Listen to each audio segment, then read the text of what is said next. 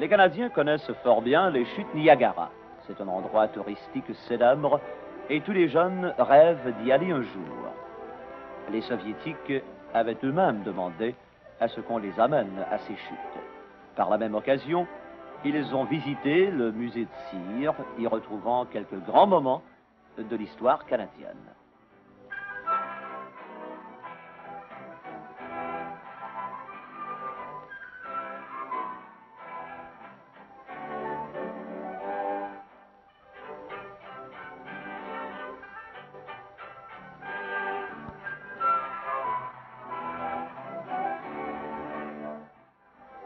Ils ont passé la journée à Niagara, prenant le repas dans le restaurant de la tour qui surplombe les chutes.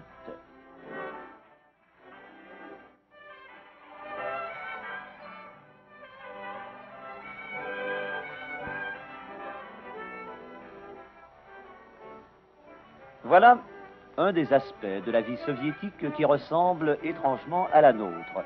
La chasse aux souvenirs qui, pendant de longues semaines, nous fera rêver à ce pays nouveau qui nous a accueillis.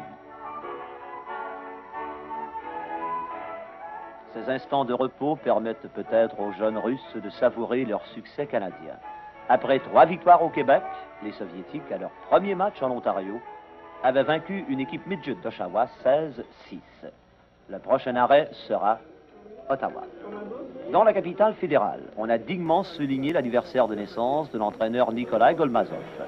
On pourrait mentionner ici que Golmazov, un diplômé de l'Institut de culture physique de Moscou, dirige l'équipe depuis 10 ans.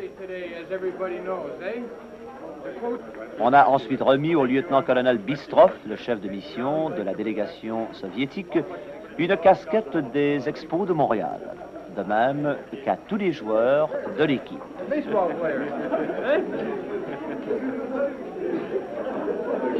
Okay, give it to all the boys now. Good. All the boys.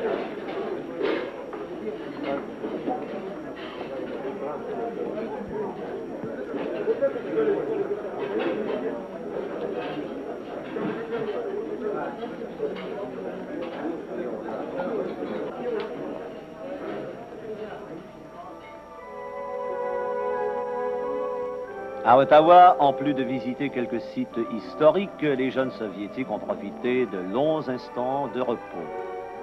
Dans une entrevue accordée aux journalistes, l'entraîneur Kolmasov a déclaré qu'il s'attendait à ce que ses joueurs remportent leurs 6 matchs en sol canadien.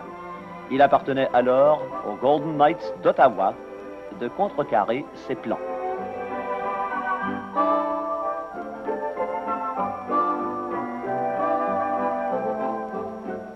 C'est un membre de l'ambassade soviétique à Ottawa qui a procédé à la mise au jeu officielle. À Ottawa, les Soviétiques se sont heurtés à une opposition peut-être imprévue. L'échec avant des jeunes Canadiens a obligé leurs jeunes adversaires à modifier quelque peu leur style de jeu habituel.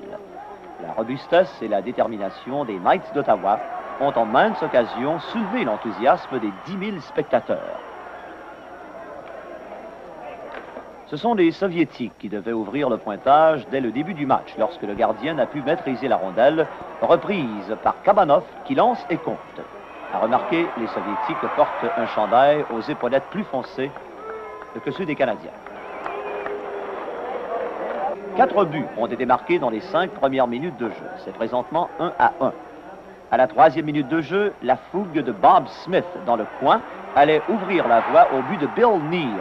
Et Ottawa prenait alors une avance de 2-1.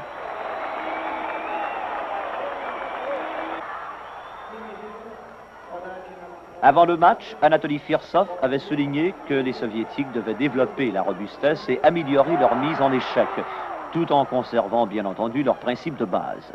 Ils croient au hockey robuste, ce qui ne signifie pas du hockey rude. En Union soviétique, du moins selon Firsov, le hockey est pour les jeunes une forme éducationnelle et un divertissement plutôt qu'une occupation et un métier. Les jeunes se maintiennent en forme physique en pratiquant plusieurs autres sports. Tout joueur doit fréquenter l'école.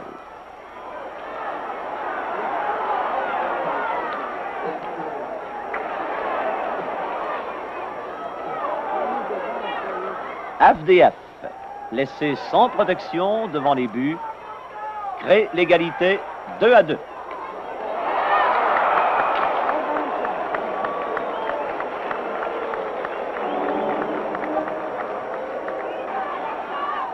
Tout au long du match, suivant les conseils de leur entraîneur, les jeunes joueurs d'Ottawa ont tenté d'empêcher les Soviétiques de s'organiser dans leur propre zone, ce qu'ils ont assez bien réussi.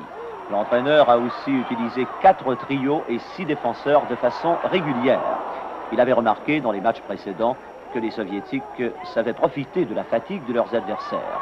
Ils neutralisaient ainsi en grande partie l'avantage de l'excellente forme physique des visiteurs.